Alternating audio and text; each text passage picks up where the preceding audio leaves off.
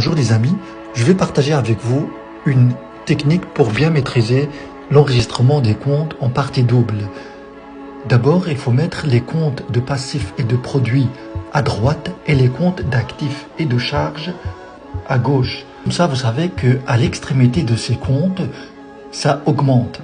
Et entre ces comptes, là où j'ai colorié, ça diminue. Les comptes d'actifs et de charges, ça augmente au débit, et les comptes de passifs et de produits, ça augmente au crédit.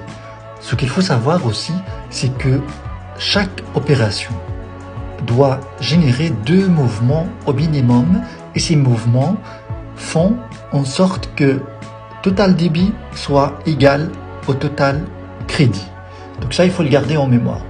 Si par exemple, vous avez une augmentation d'un compte actif au débit de 100 €, il faut tout de suite penser à un autre mouvement qui va faire augmenter le crédit d'un autre compte.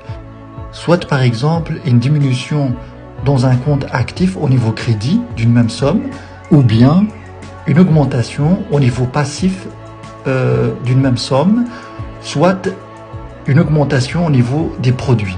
Vous voyez qu'il y a plusieurs possibilités. Mais à chaque fois, il faut garder en tête que le total débit et le total crédit doivent être égal après chaque enregistrement comptable.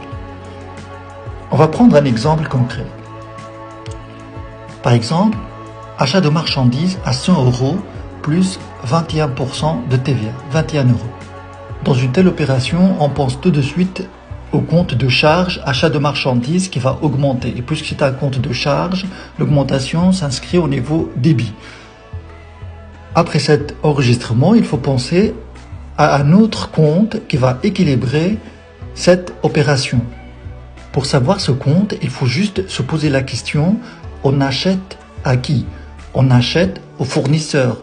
Donc, le compte fournisseur, qui est un compte passif, va augmenter, mais il va augmenter de la somme totale de la facture, c'est-à-dire 100 € plus 21 € de TVA. C'est ce qu'on doit payer au fournisseur.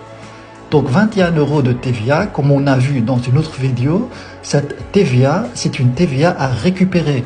Donc pour nous, c'est une créance envers l'État. Donc on va l'inscrire au niveau débit du compte TVA à récupérer, qui est un compte actif. Voilà, si vous comptez le total débit et le total crédit, vous voyez que c'est la même somme. On va prendre une autre opération. Vente de marchandises par exemple, c'est un peu l'inverse de l'achat de marchandises.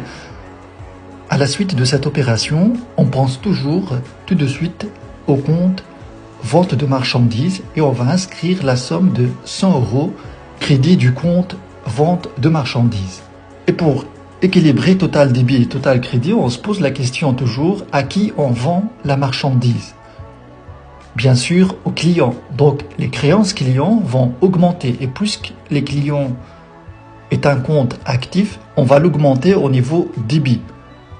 Mais on va mettre la totalité de la facture puisque le client va payer la totalité de la facture. Vous voyez que dans cette situation, on n'a toujours pas l'équilibre entre débit et crédit. Il reste encore à ajouter la TVA à payer.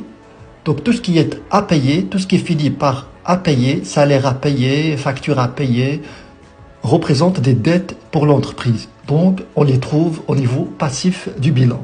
Donc on va inscrire une augmentation de dette au crédit du compte TVA à payer d'une somme de 21 €.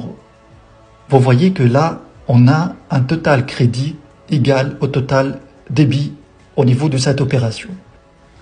Voilà pour ce petit cours qui est un rappel en quelque sorte, mais j'insiste bien sur cette façon de procéder pour simplifier la compréhension des exercices qu'on fera plus tard. La prochaine fois, on va voir le livre journal et comment on peut inscrire des opérations dans le livre journal. Merci de regarder ce cours et à bientôt.